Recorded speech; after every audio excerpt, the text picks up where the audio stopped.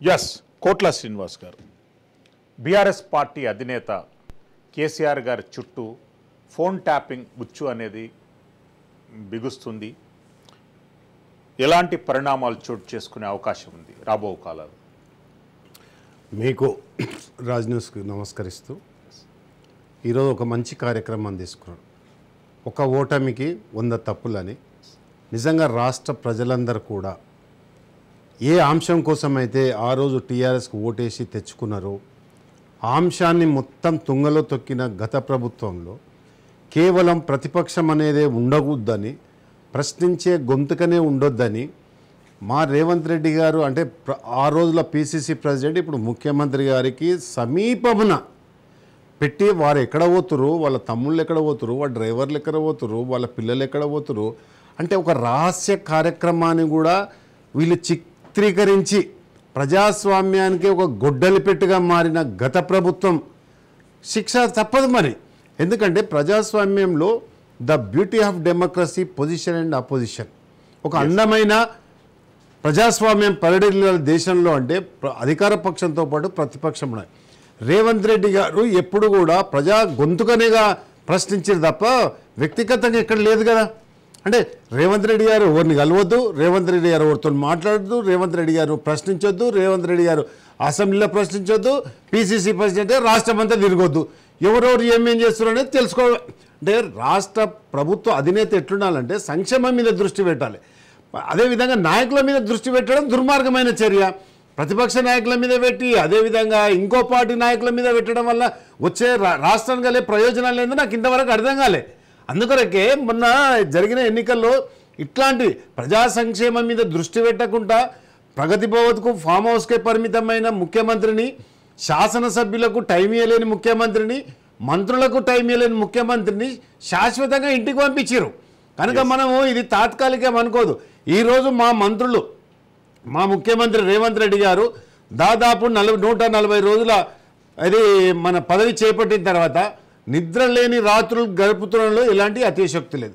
ముఖ్యమంత్రి గారితో పాటు మా మంత్రులు కూడా ఈరోజు ప్రజా సంక్షేమమే మనకు ముఖ్యము, ప్రజలకు మనకు మైండేటరీ ఇచ్చారు, 5 సంవత్సరాలు పాలించని ఒక తీర్పు ఇచ్చారు, ఒక చారిత్రాత్మకమైన తీర్పు ఇచ్చారు.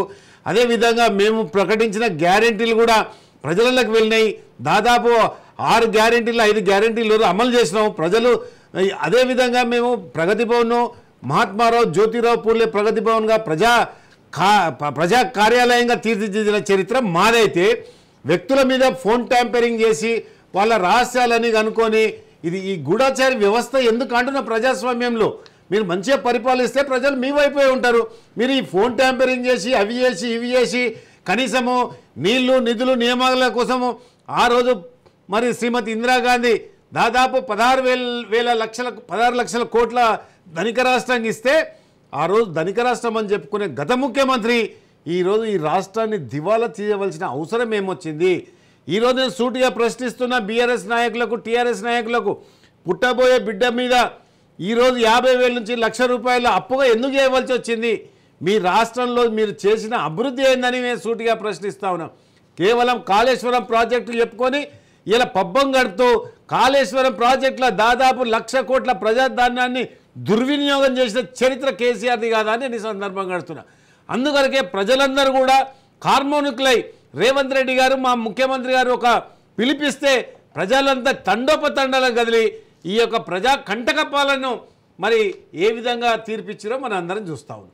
కనుక భవిష్యత్తులో కూడా ఇప్పటికైనా కేసీఆర్ గారు ఎన్నో సందర్భాల్లో మా ముఖ్యమంత్రి రేవంత్ రెడ్డి గారు స్పష్టంగా శాసనసభలో కానీ బయట కానీ ప్రజాస్వామ్యంలో ప్రతిపక్షం అనేది ఉండాలి, ప్రభుత్వాన్ని ఏదైతే తప్పు చేస్తే మీరు సూచనలు ఇవ్వచ్చు, అదేవిధంగా తమ అభిప్రాయాలను పంచుకోవచ్చని ఎన్నో సందర్భాల నిన్న మొన్న కూడా మీరు చూసిరు.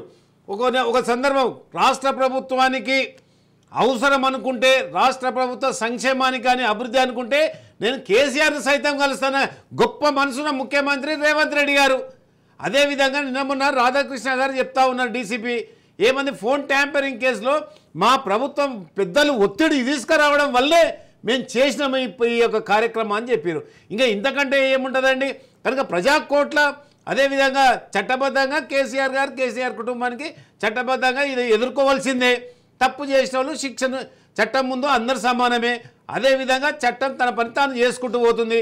ఇవాళ ప్రభుత్వం మేము ఉన్నాం కాబట్టి ఏదో కేసీఆర్ని అరెస్ట్ చేయాలనో కేటీఆర్ గారు అరెస్ట్ చేయాలనే ఏదో పగ ప్రతీకారాలు లేవు కదా. అందుకొరకే ఇలా ప్రజలందరూ కూడా ఇప్పుడు ఈ తతంగం అంతా వెలుగులోకి వచ్చిన తర్వాత ఇంకా ఈ పార్టీని ఇంకా రాష్ట్రంలో ఉంచాలనే విధంగా ఇవాళ తెలంగాణ ప్రజలు రేపు పార్లమెంట్లో 14 సీట్లు మాకు ఇచ్చి మరొకసారి మరి సోనియా గాంధీ గారికి రెండో బహుమతి ఇవ్వడంలో ఎలాంటి అత్యశక్తి లేదని సందర్భంగా మనం చేస్తా ఉన్నాం.